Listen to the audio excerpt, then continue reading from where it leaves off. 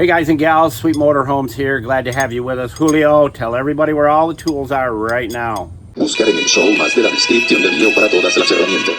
Thank you, Julio, Cesar, Chavez, Rodriguez, Jorge, Johnson, Thompson. I try to say it real fast.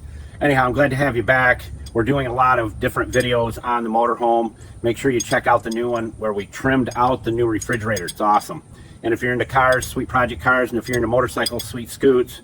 So, and if you want to fix everything else, Mr. Know-It-All. So anyhow, there's two items you need to make sure that you have on your motorhome at all times, and that is a new alternator drive belt.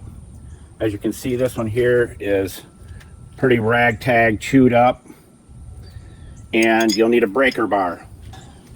So what we did here, let me turn the light on for you.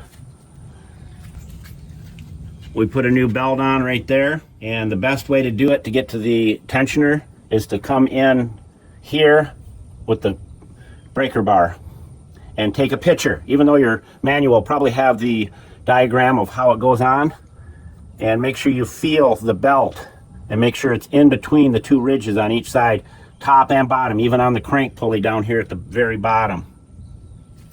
There it is. So we're good. All the grooves line up, and then have somebody start it up while you stand back here and just have them turn it over so you can make sure it's all lined up. This thing does not go up high enough, so if you're 6 foot tall, plan on doing this to the top of your head.